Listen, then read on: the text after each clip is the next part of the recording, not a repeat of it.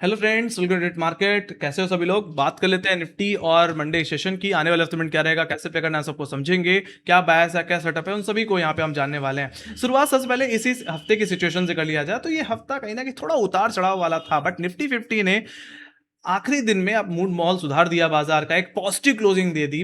वो हर्डल जो कि निकल नहीं पा रहा था, हमने पिछले हफ्ते भी रिजेक्शन लेते हुए देखा था, वो जोन था 24,200 250 का। अगर आप ध्यान से देखें तो इसके ऊपर डेली क्लोजिंग नहीं मिल रही थी। साथ ही साथ यहाँ पे हम देख पा रहे थे 100 डे एक्सपोनेंशियल मूविंग एवरेज, जो ये ब्लैक लाइन है 100 डे में, है ना, ये भी नहीं निकाल रहा था। बट हफ्ते के आखिर दिन में गैप अप के साथ इसका ब्रेकआउट भी आया और इसके ऊपर सस्टेन भी होता हुआ दिखा। और क्या हमें देखने को मिला, निफ्टी ने अपने inverted head and shoulder pattern का भी ब्रेकआउट कंफर्म किया है।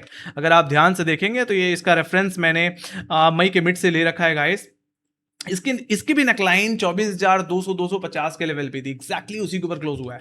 सो अभी तक देखा जाए तो निफ्टी में पूरी तरह से पॉजिटिविटी छाई हुई है, और ये पॉजिटिविटी या मैं बोलूं ये बुलिशनेस तब तक रहेगी जब तक निफ्टी 24,050 के ऊपर ट्रेड कर रहा है। इसके ऊपर हमें सिर्फ बायोडिप का व्यू रखना है। लगातार रैली को चेज करने की गलती ना करें, क्योंकि रिस्क रोड उतना अच्छा नहीं होता, है ना। जरूरत होगी कि आप डिप का ही यूज करें, है ना, कोई भी पोजीशन लॉन्ग करने के लिए। Alright, that's the thing. बाकी देखा जाए तो ऐसा नहीं है कि हर्डल्स नहीं है निफ्टी 50 में, हर्डल्स भी हमें देखने को मिलते हैं। वो हर्डल्स, है ना, 24,200 पे भी हमें, सॉरी 24,400 के लेवल पे भी देखने को मिलता है, जहां पे इसका आखिरी मूविंग एवरेज आता है 200 डे में।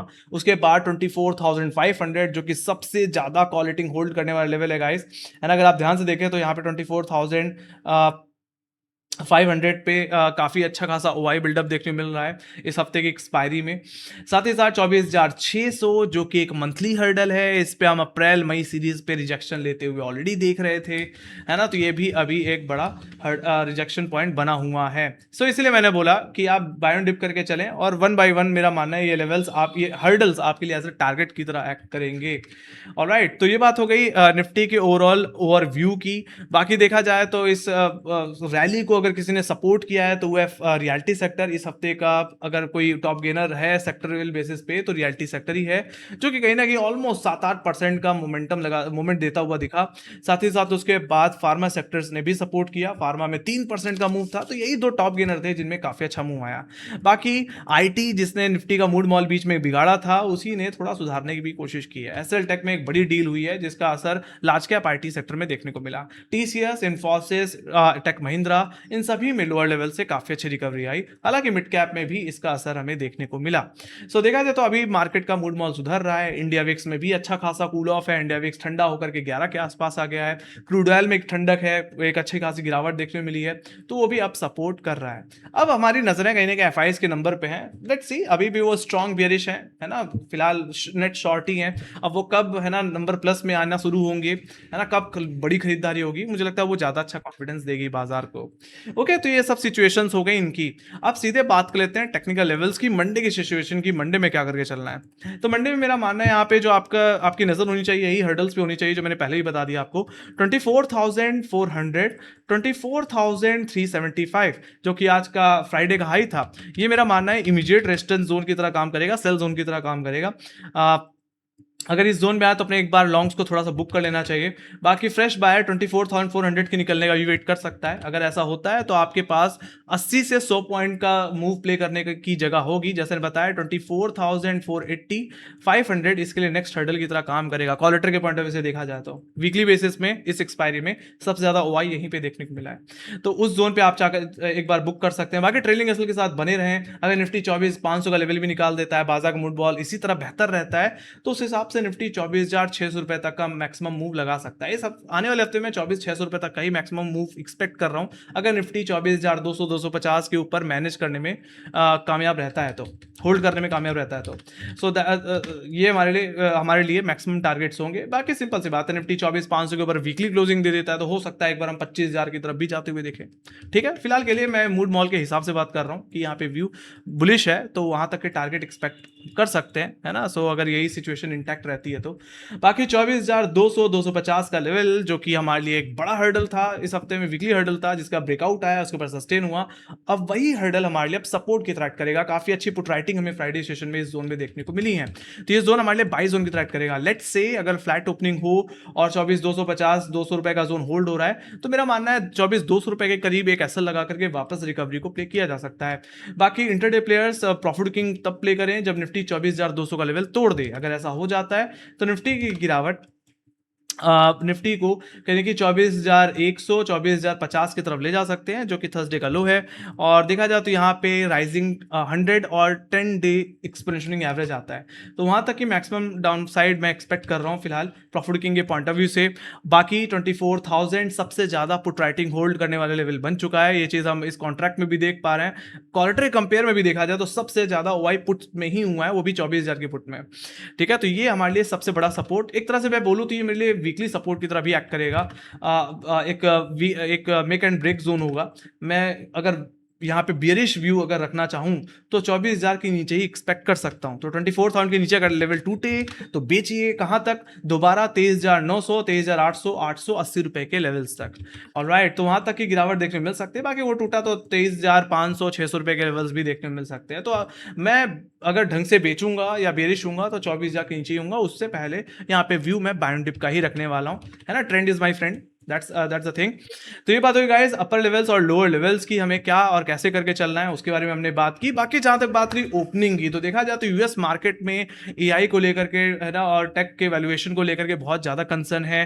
बट मैंने जैसे बोला कि वो ऑलरेडी हमसे काफी ज्यादा ओवर वैल्यूड थे, हमारा बाजार थोड़ा फेयर वैल्यूएशन में है, तो हम पे उतना इम्पैक्ट नहीं पड़ेगा। हम उस टेक्नोलॉजी पे अभी काम नहीं कर रहे हैं, है ना। सो मेरा मानना है यहाँ पे हमारा मार्केट फ्लैट ओपन हो सकता है, not expecting any major gap down, है ना, any gap down. I am expecting a flat opening.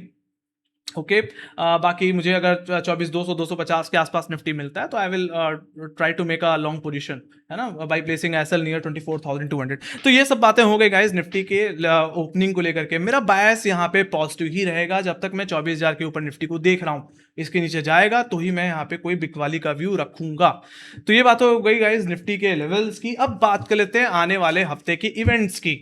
तो देखा जाए तो आने वाला हफ्ता गाइस बहुत इवेंट्स हैवी वीक है ना। इसमें कहीं ना कहीं हमें रिजल्ट्स भी देखने होंगे, यूएस के डेवलपमेंट्स पे भी नजर रखनी होगी। बाकी क्रूड ऑयल के प्राइसेस और एफआईएस के नंबर्स पे तो हम नजर रखेंगे ही रखेंगे, है ना। बाकी यूएस डॉलर के पॉइंट ऑफ व्यू से देखा जाए तो उन पे भी नजर रखनी चाहिए, है ना। रुपया थोड़ा सा मजबूत तो हुआ है, ज्यादा नहीं बट ठीक है, थोड़ी सी भी गिरावट है तो क्या है ना, वो हमारे लिए पॉजिटिव हो जाता है। सो मेरा मानना है यहाँ पे जो इवेंट्स पे नजर रखनी चाहिए, तो डिटेल में बात करते हैं। मंडे को जो नंबर्स आने हैं वो आने हैं यूएस के पीएमआई नंबर्स। ऑलराइट, यहाँ पे एलआईसी और ट्राइडेंट की बोर्ड मीटिंग है तो उस पर भी नजर होगी stock specific point of view से देखा जाए तो।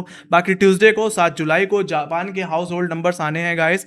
बाकी 8 जुलाई की अगर बात की जाए वेडनेसडे की, तो यूएस का एफओएमसी मिनट्स अलाइंड है गाइस, इस पे नजर होगी। हालांकि इसका रिएक्शन हम सीधे 9 जुलाई को देंगे, है ना। तो हो सकता है गैप डाउन हो जाए। हालांकि यहाँ पे एक्सपेक्टेड है कि हो सकता है रेट, यहाँ पे रेट कट की तो उम्मीद नहीं है, बट ऐसा हो सकता है कि यहाँ पे रेट्स को स्टडी ही रखा जाए। बट अगर इंटरेस्ट रेट यहाँ पे अगर यूएस में बढ़ता है तो ये गोल्ड और सिल्वर के लिए तो निगेटिव होंगे, पूरे बाजार के लिए निगेटिव हो जाएगा। सो इस पे नजर होगी गाइस, ये बहुत ही इंपॉर्टेंट इवेंट होने वाला है। बाकी 9 जुलाई को देखा जाए तो चाइना के इन्फ्लेशन नंबर्स भी आने हैं गाइस। इस पे भी कहने की क्रूड ऑयल की डिमांड पे थोड़ा सा असर पड़ता है और क्रूड ऑयल के प्राइसेस का फ्लक्चुएशन हमारे मार्केट में पड़ेगा, तो इस पे भी आपकी नजर होनी चाहिए। बाकी चाइना के पीपीआई नंबर्स भी अलाइंड हैं, बाकी यूएस के होम सेल्स नंबर भी अलाइंड हैं। साथ ही साथ हमारा देखा जाए तो डोमेस्टिकली टीसीएस के, मतलब सीधे बोलूं तो लार्ज कैप के जो Q1 रिजल्ट हैं वो कहीं ना कहीं आपको शुरू देखने को मिलेंगे। मतलब अब रिजल्ट सीजन शुरू होने वाला है गाइस, और इसकी शुरुआत टीसीएस के थ्रू होगी और अनंत राज के भी हैं और आई थिंक जीएम बिरवीज के भी रिजल्ट्स अलाइंड हैं 9 तारीख को, है ना, Q1 रिजल्ट। बाकी 10 जुलाई को देखा जाए तो जापान के पीपीआई नंबर्स अलाइंड है ना। तो इन इवेंट्स पे कहने की बाजार फोकस करेगा, तो एक तरह से मैं बोल सकता हूं कि इन सब चीजों को लेकर के भी मार्केट में थोड़ी वोलेटिलिटी देखने को मिल सकती है। बाकी इंडिया विक्स को भी नोटिस करने वाली बात है। मेरा मानना है इंडिया विक्स अगर कहीं ना कहीं 15 से लेकर के 13 के रेंज में हो तो वहां पे मूवमेंट बहुत अच्छा मिलता है। बट अगर आप फ्राइडे फ्राइडे के सेशन को अगर ध्यान से देखें तो इंडिया विक्स 11 के आसपास मतलब 11-12 के आसपास है, और मैंने पहले ही बताया कि अगर 13 के नीचे चला जाए, 11-12 या सिंगल डिजिट में अगर इंडिया विक्स आ जाए तो वहां पे प्रीमियम में मूवमेंट नहीं मिलता, वहां पे अधिकतर फायदा होता है ऑप्शन सेलर्स का। तो मैं तो यही कहूंगा कि है ना, अगर इंडिया विक्स और कूल ऑफ हो जाता है तो हाँ, मार्केट में कॉन्फिडेंस तो लौट के आ गया है, बट प्रॉब्लम है कि वहां पे प्रीमियम में हो सकता है आपको रिएक्शन ना मिले। अगर एज अ रिटेलर है ना, ऑप्शन सेलर हो तो मुझे लगता है काफी अच्छा सिनेरियो क्रिएट हो जाएगा। तो हमने ये चीज फ्राइडे सेशन में भी देखी, निफ्टी में गिरावट जरूर आई है ना, बट प्रीमियम में कोई मेजर मूव नहीं था, कहीं ना कहीं निफ्टी में 100 पॉइंट का डाउनफॉल था, और प्रीमियम में मेरा मानना है 25-30 पॉइंट का ही रिएक्शन देखने को मिला, एट द मनी की पुट की बात कर रहा हूं। ऑलराइट, तो ये सिचुएशन हमें देखने को मिली है। तो बाकी मैंने इवेंट्स तो बता ही दिया, उसके बेसिस पे है ना थोड़ा वोलेटाइल भी हो सकता है। बाकी ओवरऑल निफ्टी का बायस पॉजिटिव है, 24,000 के ऊपर जब तक रहेगा बाय ऑन डिप करके चलें, रैलीज को चेज ना करें है ना, बाय ऑन डिप ही प्रेफर करें। तो यही चीजें हैं। बाकी आपको क्या मानना है, निफ्टी को आप कहां देखते हैं, निफ्टी में टारगेट्स क्या एक्सपेक्ट करते हैं, गैप हो या गैप डाउन, आप भी अपने व्यूज कमेंट सेक्शन में लिख के बता सकते हैं। बाकी मार्क्स से रिलेटेड जितनी अपडेट्स रहती है हम अपने सोशल मीडिया हैंडल्स पे तो शेयर करते ही रहते हैं, लिंक आपको डिस्क्रिप्शन बॉक्स में मिल जाएंगी। Thank you very much for watching, bye bye guys, see you next video, take care guys, love you, bye bye.